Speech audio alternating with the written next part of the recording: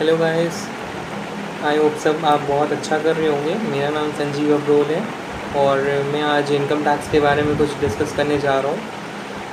Mainly जो income tax होता है वो गवर्नमेंट चार्ज करती है और गवर्नमेंट को क्योंकि welfare facilities, welfare activities provide करनी होती है अपने सिटीजन्स को, तो गवर्नमेंट उसके लिए रेवेन्यू कलेक्ट करती है।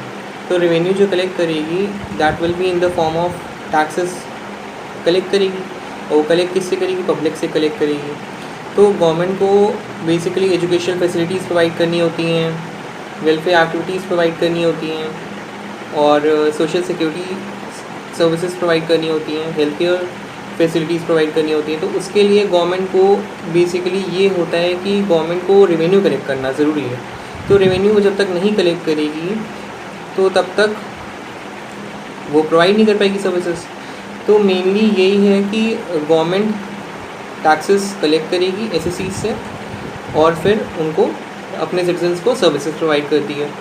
ठीक है, तो अब आते हैं हम लोग डायरेक्ट टैक्स और इनडायरेक्ट टैक्स।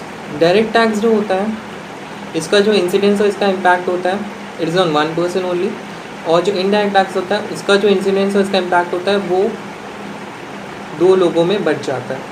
ठीक है, तो जो डायरेक्ट टैक्स होता है वो प्रोग्रेसिव इन नेचर है, मतलब जिसकी ज़्यादा इनकम होगी उसको ज़्यादा टैक्स पे करना पड़ेगा, जिसकी कम होगी उसको कम टैक्स पे करना पड़ेगा। ठीक है, लेकिन अगर इनडायरेक्ट टैक्स की बात करें तो इनडायरेक्ट टैक्स में जो बर्डन होता है वो शिफ्ट हो जाता है एक पर्सन से दूसरे पर्सन पे। ठीक है, तो ये रिग्रेसिव इन नेचर होता है। और जो डायरेक्ट टैक्स होता है levied on income earn by the person, earn by the SSC. ठीक है, लेकिन जो इनडायरेक्ट टैक्स होता है ये लेवी होता है गुड्स एंड सर्विसेज जब हम प्रोवाइड करते हैं। ठीक है, तो बेसिकली जो बर्डन ऑफ टैक्सेस होता है वो डायरेक्ट टैक्सेस में वो एक ही पर्सन पे रह जाता है, लेकिन अगर इनडायरेक्ट टैक्सेस की बात करें वो बर्डन शिफ्ट हो जाता है finally to the consumer. Okay, so अब हम आते हैं कॉन्स्टिट्यूशनल वैलिडिटी के बारे में बात करने जा रहे हैं। ठीक है, तो कॉन्स्टिट्यूशनल वैलिडिटी होता क्या है? कॉन्स्टिट्यूशनल वैलिडिटी की जो कॉन्स्टिट्यूशन है हमारा वो सुप्रीम अथॉरिटी ऑफ लॉ है। ठीक है, इट्स अ सुप्रीम अथॉरिटी। तो जब तक कि कॉन्स्टिट्यूशन की अगर कोई अगेंस्ट जा रही है कोई चीज़, ठीक है, तो वो अल्ट्रा वायर्स मानी जाती है। तो आर्टिकल 265 क्या होता है? आर्टिकल 265 होता है कि हम कोई भी टैक्सेस सुप्रीम अथॉरिटी के अलावा, अथॉरिटी ऑफ लॉ के अलावा कोई भी लेवी नहीं कर सकता, ना ही कलेक्ट कर सकता। ठीक है, आर्टिकल 246 में ये बोला गया है जो कि शेड्यूल 7 के साथ रीड करते हैं हम। ठीक है, schedule 7 with article 246 it is basically categorized the three list. First list is union list, second list is state list and third list is concurrent list. Okay, so union list में क्या है? वहाँ पे सेंट्रल गवर्नमेंट के पास legislations में amendment करने की authority होती है। स्टेट लिस्ट में स्टेट गवर्नमेंट के पास रहती है।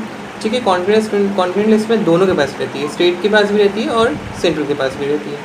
ठीक है, लेकिन अगर सपोज़ कि स्टेट लिस्ट का कोई चीज़ अगर वो अनएक्सेप्टेबल होगी, ठीक है, अगर वो कोई भी स्टेट लॉ होता है, ठीक है, वो अगर अनएक्सेप्टेबल होगा, ठीक है, तो जो भी हम लोग के सेंट्रल लॉ होगा वो लीगल होगा, वो वैलिड होगा। ठीक है, रादर देन स्टेट लॉ।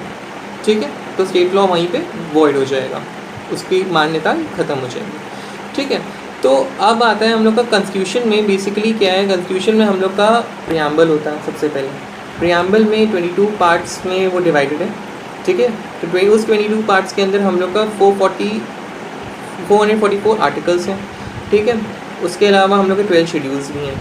ठीक है, अच्छा, अब हम दो एंट्रीज़ के बारे में बात करनी चाह रहे हैं। पहली एंट्री है जो है हम लोग का वो यूनियन लिस्ट पे। ठीक है, यूनियन लिस्ट में ही रिकॉग्नाइज हुई है।